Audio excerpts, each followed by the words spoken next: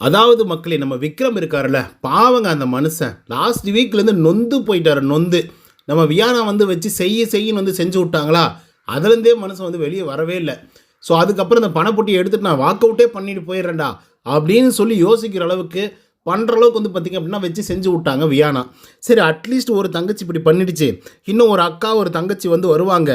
அதாவது நம்மளுடைய கனி அவர்கள் அக்காவும் நம்ம சுபிக்ஷா அவர்கள் வந்து தங்கச்சியாகவும் உள்ளர வருவாங்க. அட்லீஸ்ட் அவங்களாவது நமக்காக நியாயமாக வந்து பேசுவாங்க, நம்மளை புரிஞ்சுப்பாங்க, நம்மளுடைய எமோஷன்ஸை வந்து தெரிஞ்சுப்பாங்க அப்படின்னு சொல்லிட்டு நம்மளுடைய விக்ரம் அவர்கள் வெயிட் பண்ணிகிட்டு இருக்காப்புல. மனுஷன் பாவங்க, நொந்துட்டாருங்க. நிஜமாகவே சொல்கிறேன், நொந்துட்டார்.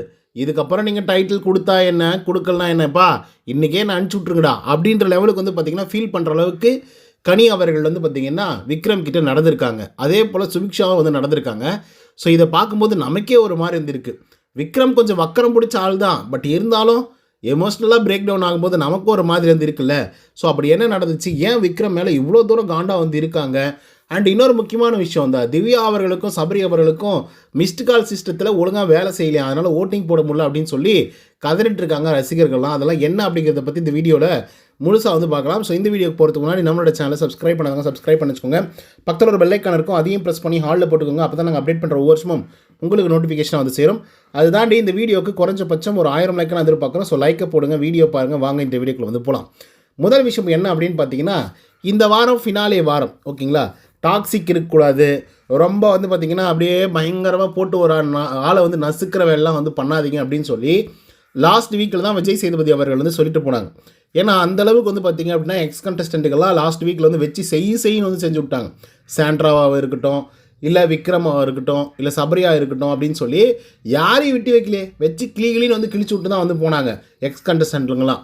சரி, ஓகே, இப்படிப்பட்ட ஆட்கள் இப்படி இருக்கீங்களே, இந்த மாதிரி பண்ணாதீங்க, எண்டுக்கே வந்துட்டோம், ஷோவோட எண்டுக்கே வந்துட்டோம், வெளியே போயாவது அட்லீஸ்ட் பார்த்து புரிஞ்சு உள்ளே வரும்போது கொஞ்சம் ஜாலியாக ஃபன் பண்ணுவீங்க, செலிப்ரேஷன் ரவுண்டில் செலிப்ரேட் பண்ணுவீங்க அப்படின்னு சொல்லி எதிர்பார்த்தா நீங்கள் என்னடா இப்படி பண்ணிட்டுருக்கீங்க அப்படின்னு சொல்லி லாஸ்ட் வீக்கில் செம்மையாக காண்டாகி மனுஷன் வச்சு கிளின்னு வந்து கிழிச்சு விட்டாரா. ஸோ இந்த வாரத்தில் வந்து பார்த்திங்க அப்படின்னா கொஞ்சம் நல்லா மோஸ்ட் வாண்டட் கண்டஸ்டன்ட்லாம் வந்து பார்த்திங்க அப்படின்னா உள்ளே வந்து வந்துட்டுருக்காங்க. இப்போ நேற்றுக்கு வந்து பார்த்திங்க அப்படின்னா துஷார், அதுக்கப்புறம் பிரஜன் வந்து வந்திருந்தார், அதுக்கப்புறம் அமித் அவர்கள் வந்து வந்திருந்தாங்க. அண்ட் இன்னொருத்தர் வந்து பார்த்திங்க அப்படின்னா கலையரசன் வந்து வந்துருந்தாங்க. இவங்கெல்லாம் மோஸ்ட் வாண்டடா அப்படின்னு சொல்லி நீங்கள் கேட்காதீங்க, அப்படி தான் விஜய் டிவி வந்து நினச்சி வச்சுருக்காங்க. அப்படின்றதெல்லாம் தாண்டி இவங்கெல்லாம் வந்தாங்க அப்படின்னா பணப்பொட்டியை வந்து எடுக்க வைக்குவாங்க அப்படின்றதுக்காக தான் வந்து பார்த்திங்க அப்படின்னா அவங்க 2 பேர் உள்ள குறிப்பாக வந்து அமித் அவர்களை உள்ளர விட்டுருந்தா வினோத் அவர்களை பணப்பொட்டி எடுக்க விட்டுருக்க மாட்டார். அதே போல் பிரஜன் அவர்களை முன்னாடியே விட்டுருந்தாக்கா சாண்ட்ரா அவர்களை வந்து பணப்பொட்டியை எடுத்துகிட்டு கிளம்புமா வீட்டுக்கு அப்படின்னு வந்து சொல்லியிருப்பார். ஸோ அதனால் இவங்க 2 பேரையும் வந்து பார்த்திங்க அப்படின்னா நிறுத்திட்டாங்க, ஓகேவா. ஸோ அதனை தொடர்ந்து வந்து பார்த்திங்க அப்படின்னா எஃப்ஜே இந்த ஆள் வந்தார் அப்படின்னா மேபி பெரும் பிரச்சனை நடக்கிறதுக்கான வாய்ப்புகள் இருக்குது அப்படின்றதுனால அந்த ஆளை வந்து உள்ளர விடல. லாஸ்ட் 2-3 டேஸ் வேணால் வீட்டுக்குள்ளே இருந்துக்கோப்பா அப்படின்ற மாதிரி வந்து விட்டாங்க, ஓகேவா. இப்போது இன்றைக்கி வந்து பார்த்திங்க அப்படின்னா சுபிக்ஷா கனி வந்து பார்த்திங்கன்னா உள்ளர வந்து வந்திருக்காங்க. சுபிக்ஷா யாருக்கு ரொம்ப ரொம்ப க்ளோஸாக இருந்தாங்க, விக்ரமுக்கு க்ளோஸாக இருந்தாங்க. சொல்லப்போனால் தங்கச்சி மாதிரி வந்து இருந்தாங்க. விக்ரமுடைய கைட்லைன்ஸ் வந்து பார்த்திங்க அப்படின்னா இருந்தாங்க. நமக்கே அதை பார்க்கும்போது ஒரு மாதிரி வெறுப்பாக இருக்கும், என்னடா விக்ரம் இப்படி பண்ணுங்கிறாப்புல அப்படின்ற மாதிரி. சரி, விக்ரமை பற்றி நம்ம அப்படி யோசிக்கிறத விட சுபிக்ஷாவை யோசிக்கிறது தான் அதிகம். ஏன்னா இவங்க வந்து மீனவ சமுதாயத்துலேருந்து வந்த ஒரு பொண்ணு அப்படின்னு சொல்லிட்டு அவங்க எல்லா இடங்களையும் வந்து சொல்லிக்கிட்டே வந்திருப்பாங்க. நாங்கள் இவ்வளோ கஷ்டப்படுறோம், இவ்வளோ கஷ்ட நஷ்டங்கள்லாம் வந்து இருக்குது அப்படின்ற மாதிரி சொல்லும்போது சரி இந்த பொண்ணு நல்லா விளையாடட்டும், இந்த பொண்ணு டைட்டில் அடிக்கட்டும் அப்படின்னு சொல்லி நிறைய பேர் ஆரம்பத்தில் வந்து பார்த்திங்க அப்படின்னா சுபிக்ஷாவுக்கு வந்து சரியான ரெஸ்பான்ஸ் வந்து கொடுத்துட்டு இருந்தாங்க, ஓகேவா. ஓட்டிங்ஸ் எல்லாம் கூட வந்து போட்டுட்டு இருந்தாங்க.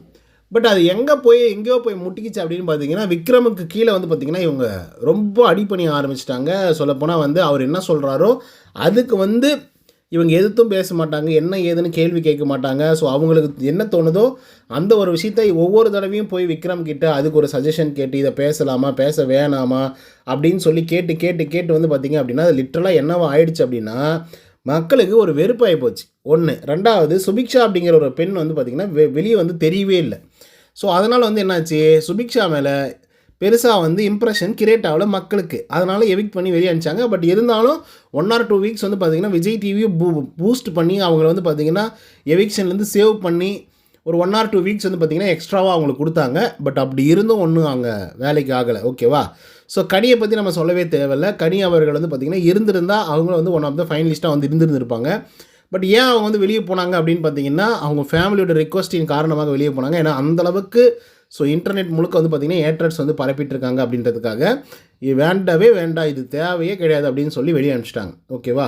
ஸோ குறிப்பாக எதுக்காக சொல்லணும் அப்படின்னு பார்த்தீங்கன்னா, ரொம்ப சிம்பிளாக சொல்லணும்னா எஃப்ஜே இருக்கார்ல, எஃப்ஜேவையும் கனியும் 2 பேரும் வந்து பார்த்திங்கன்னா அக்கா தம்பி அப்படின்ற முறையில் தான் பழகிட்டு இருந்தாங்க அப்படின்றது நமக்கு தெரியும். But end of the day social மீடியாவில் அது வந்து தப்பாக வந்து பேச ஆரம்பிச்சிட்டாங்க. அக்கா இந்த இடத்துல தொடலாமா, இங்கே வந்து அக்கா மடியில் படுக்கலாமா, இல்லை அங்கே இது பண்ணலாமா, ஹக் பண்ணலாமா, இப்படி ஹக் பண்ணலாமா, அப்படி தொடலாமா அப்படின்னு சொல்லி ரொம்ப கொச்சையாக வந்து பார்த்திங்க அப்படின்னா பேச ஆரம்பிச்சிட்டாங்க, எழுத ஆரம்பிச்சிட்டாங்க. ஸோ அதனால் வந்து என்னாச்சு அப்படின்னு பார்த்தீங்கன்னா, அவங்க ஃபேமிலியிலேருந்து கனி அவர்களை தயவு செய்து வீட்டுக்கு அனுப்பிச்சிருங்க, இதுக்கு மேலே வேண்டாம் அப்படின்னு சொல்லி ஃபீல் பண்ணுற அளவுக்கு வந்து பார்த்திங்கன்னா பண்ணி விட்டுக்கிறானுங்க. ஸோ இப்போது கனி அவர்கள் வந்து பார்த்திங்கன்னா ரீஎன்ட்ரி வந்து கொடுத்துருக்காங்க. இந்த ரீஎன்ட்ரிக்காக யார் வெயிட் பண்ணிட்டு இருந்தாங்க அப்படின்னு பார்த்தீங்கன்னா, நம்மளுடைய விக்ரம் அவர்கள் தான். ஏன்னா அவருக்கு பாசிட்டிவாக அங்கே எதுவுமே கிடையாது. நீங்கள் சபரிக்கு யோசிச்சு பாருங்கள், சபரிக்கு கூட வந்து திவாகர் அவர்கள் வந்து பார்த்திங்கன்னா சப்போர்ட்டிவாக வந்து இருக்காப்புல. ஏன்னா வினோத்துக்கு நீங்கள் ஓட்டு போடாதீங்க, சபரிக்கு ஓட்டு போடுங்க, அவர் தான் நல்ல மனிதர் அப்படின்னு சொல்கிறதுக்கு ஆள் வந்து இருக்காங்க. திவ்யாவுக்கு வியானா வந்து இருக்காங்க, ரம்யா இருக்காங்க, கெமி இருக்காங்க. ஓகேவா? ஸோ அதே போல் அரோரா அவர்களுக்கு துஷார் இருக்காங்க. துஷாரை விடுங்க, அங்கே இருக்கக்கூடிய கண்டஸ்டண்ட்டுங்களே அரோராவுக்கு பயங்கர சப்போர்ட்டிவாக வந்து இருக்காங்க. அவங்க உடஞ்சி அழுதாலும் கூட இல்லை விழுந்தாலும் கூட அவங்கள டேக் கேர் பண்ணிக்கிறதுக்கு ஆள் இருக்காங்க. பட் விக்ரமுக்கு வந்து பார்த்திங்கன்னா லிட்ரலாக வந்து சபரி மட்டும் தான் இருக்காப்புல, அப்பப்போ வந்து கேட்டு போகிறாப்புல. இவர் வந்து மோஸ்ட்டாக வெயிட் பண்ணிட்டு இருந்தது வந்து பார்த்திங்க அப்படின்னா கனி அவர்களுக்கும் சுபிக்ஷா அவர்களுக்கும் தான். ஏன் அப்படின்னா அவங்க 2 பேரும் பயங்கர க்ளோஸு இவருக்கு. ஓகேவா? ஸோ இவங்க வந்து நம்மளை நல்லா செம்மையாக இது பண்ணுவாங்க அப்படின்னு சொல்லி யோசிச்சு வச்சுருந்ததா, அங்கே நடந்த சீனே வேறு மாதிரி ஆயிடுச்சு.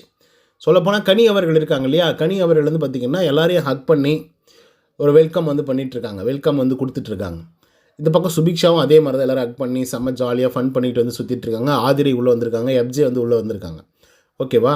ஸோ இப்படி இருக்கும்போது விக்ரம் அவர்கள் வந்து எதிர்பார்த்தது வந்த உடனே அண்ணா அப்படின்னு சொல்லிட்டு வந்து கட்டி பிடிச்சி ஒரு கெஸ்டர் வந்து பண்ணுவாங்க அப்படின்னு சொல்லிட்டு எல்லாருமே வந்து யோசித்தாங்க.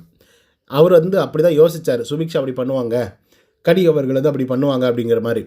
ஆனால் அங்கே சீன் என்ன தெரியுமா, இவங்க 2 பேரும் கண்டுக்கவே இல்லை.